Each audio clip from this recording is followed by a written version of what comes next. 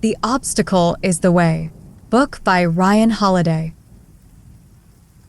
How to turn your biggest failure into your biggest success. We've all heard the old saying that life is 10% what happens to you and 90% what you make of it.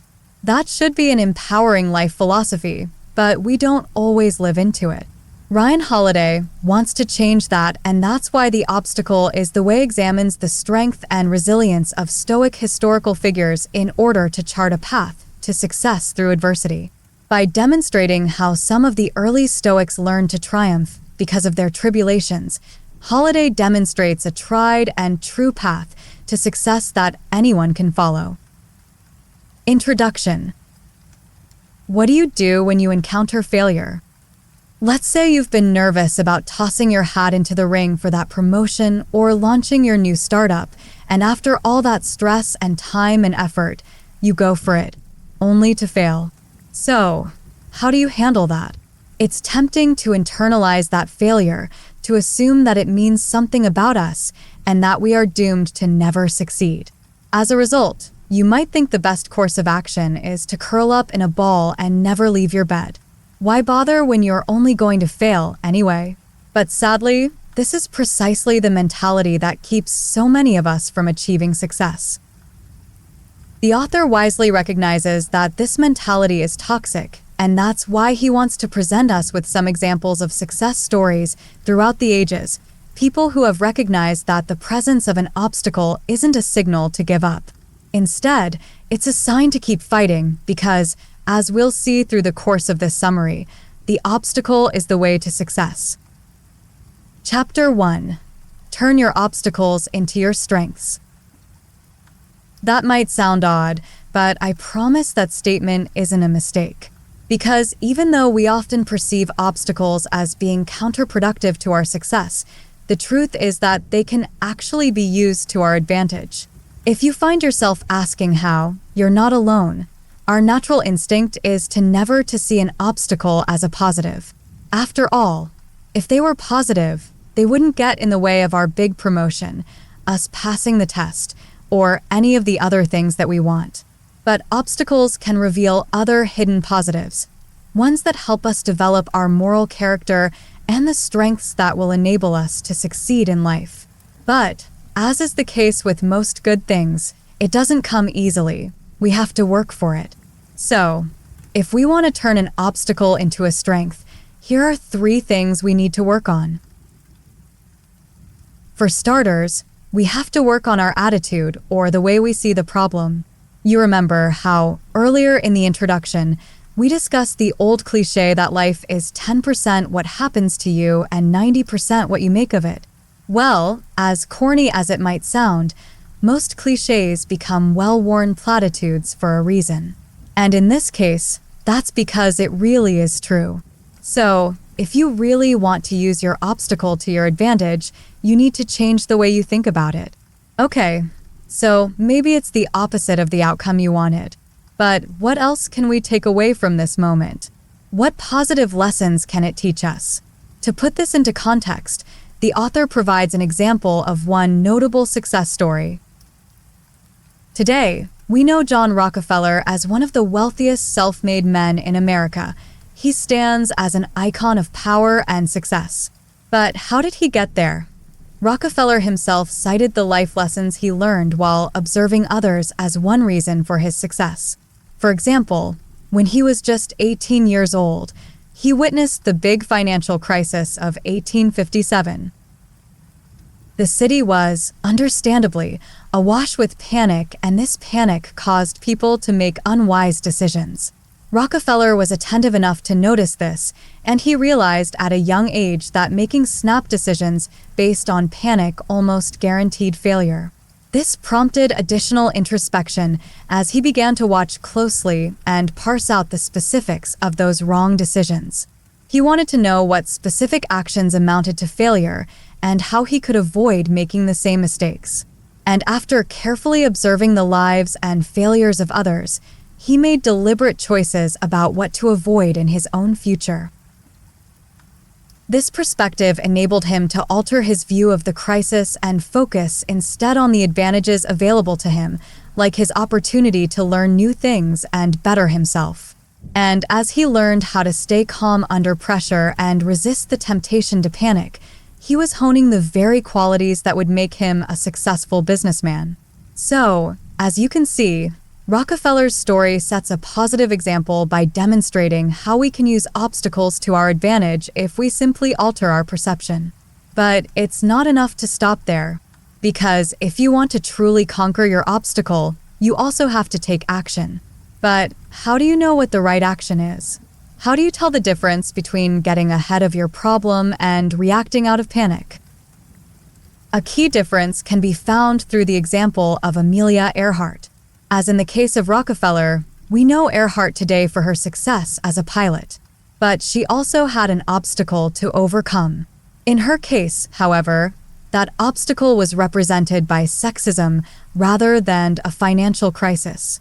Because in the misogynistic culture of the early 20th century, there was no place for female pilots. But that wasn't about to stop Amelia Earhart.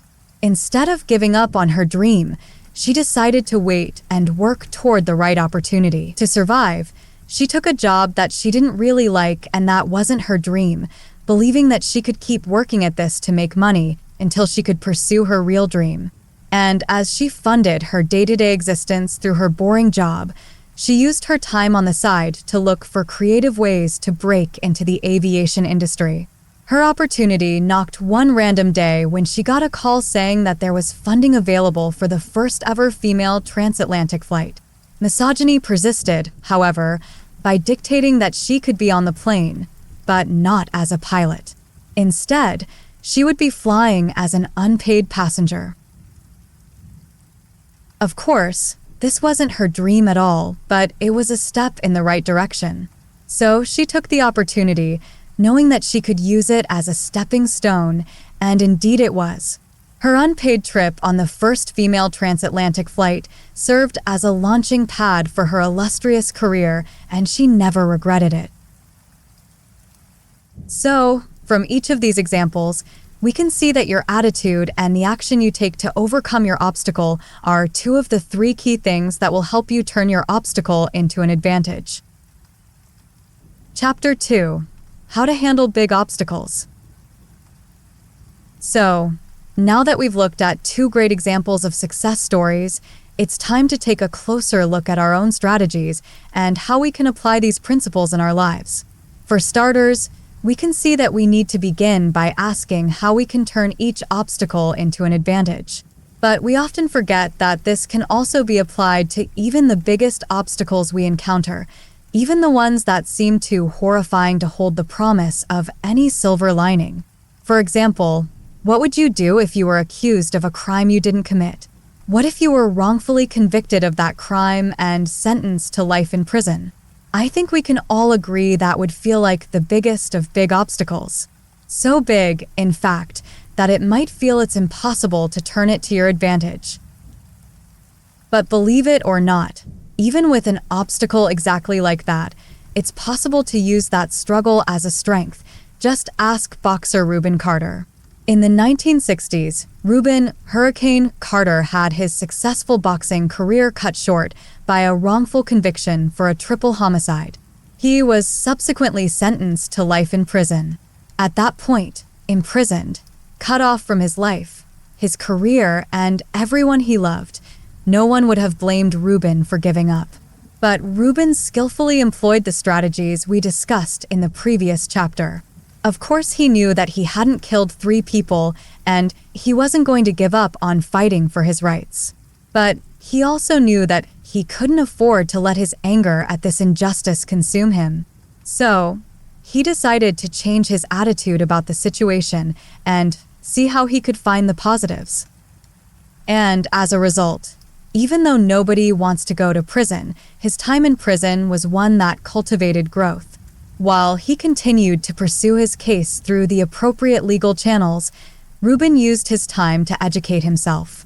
Because he had always preferred movement and exercise to sitting quietly with a book, he recognized that there was a gap in his life, and that he could use this time to fill it. Even though it took 19 long years for him to be released, Rubin later wrote that he felt he was still free in his mind. When his sentence was overturned, he was simply free in body as well. What did he mean by that? By being free in his mind, he meant that he hadn't allowed himself to be shackled with the chains of anger, worry, and fear. He was still free because he maintained an attitude that allowed him the freedom to learn, grow, and make the best of his situation. Now, the way Rubin handled this situation might sound impossible, but really, anybody can do it. So, how can you achieve his free perspective? The author advises that the first step is emotionally distancing yourself from your personal circumstances. Of course, that's hard to do because it's happening to you, but don't let the necessity of hard work scare you. Because if you can put in the work and cultivate this perspective, you'll find that it will quite literally change your outlook on life. You might find a few strategies helpful for getting into the objective zone. For starters, you could imagine that you're giving advice to a friend who's in this situation. No matter how much we love our friends, we're always more objective when we give them advice because it's not happening to us personally. So, start by imagining you're advising a friend and think about what you would say. As a general rule, no matter what the problem is, we always try to help our friends look on the bright side. Sure, we might say, "What happened is really bad, but don't give up. You can't lose hope. Let's try these solutions to make the best of it, and you'll be back on your feet in no time." That's what we would usually say to a friend, so that's how we should advise ourselves. And we can apply that logic to any setback we face, whether it's losing a job, getting rejected, or even being wrongfully convicted of a crime. The author suggests that you can also try another option, which is to follow the logic of the Stoics. Stoicism is a school of Hellenistic philosophy that was heavily practiced in ancient Greece. Those who practiced it were, obviously, referred to as the Stoics. Stoicism holds that self-control and emotional fortitude are the pillars for achieving success in the face of adversity. So, pretty much exactly what we've been saying about turning your obstacles to your advantage. They also believed that becoming an unbiased and objective thinker, exactly like Reuben Carter's example, was the key to reaching emotional enlightenment. If you can do this, they believed, then you can avoid being ruled by destructive emotions. Mastering your emotions will then bring you closer to discovering the universal truth, which they believe is logic, and letting this truth guide your life. Oh, and their core guiding philosophy? It just so happened to be called "The Obstacle is the Way." Chapter 3: Overcoming Destructive Emotions. So, now that we've taken a look at the Stoics' philosophy on overcoming destructive emotions and seen how that plays into Ryan Holiday's ideology, let's take a look at those destructive emotions and the steps we can take to overcome them. For starters, we can contextualize these emotions by thinking about them in the context where we usually experience them: obstacles. Because, let's be honest, no one has ever reacted to the loss of their job or the death of a loved one by saying, "Woohoo, I'm so glad that happened." Instead, we tend to feel anger, frustration, fear, or rage. We might be overwhelmed by worry or depression. We might find ourselves crippled by anxiety. All of these emotions are normal responses to upsetting events, but they're also destructive. That's because each of these emotions are so powerful that they can distort our perception and prevent us from viewing anything rationally. And that's exactly why we have to overcome them. So, how do we do that? Well, according to the Stoics, the key is to steel your nerves. It's quite a vivid image, isn't it? The mental picture of your emotions coated with steel armor? How would we feel if that were really the case? Would we feel protected and less likely to be overcome by negative feelings? We probably would. So here's what we can do to, metaphorically, make that happen. The author recommends that you start by preparing yourself for every eventuality. However, that doesn't mean to panic, worry, and rack our brains as we imagine the worst possible outcomes for every event. And if you're like me, that might be your idea of preparing. Instead, this means that we need to brace ourselves on a foundation of calm by recognizing that no matter what happens, we will be okay. You can build this foundation by asking yourself, if this, then what? Questions. This type of question asks you to evaluate the possible outcome of your worst nightmare by considering what would happen and how you would, realistically, respond. For example, you could hypothesize, if my husband left me, then what? Most likely, you would be devastated, heartbroken. You might cry for days or even weeks. You might feel as though your world has fallen apart. But realistically, you would not cease to exist and your life would not be over. After a period of grieving and possibly with the help of a therapist, you would move on and find that life has meaning and you can still find joy even after your worst fear has come true. And truth be told, this is the same for every situation we will encounter. Because if we can prepare ourselves with the knowledge that, no matter what, we will be okay, then we can stay calm in the face of any trial. Chapter 4. Final Summary. It's easy to get overwhelmed by our emotions or to feel as though the obstacles we encounter are immovable. But Ryan Holiday wants you to know that it doesn't have to be that way. If you instead embrace the knowledge that the obstacle can be the way forward to success, you can begin to feel empowered instead of overwhelmed. You can use that obstacle as a learning opportunity and ask yourself what it can teach you instead of seeing how it can defeat you. And by practicing the teachings of the Stoics, you can learn to overcome destructive emotions.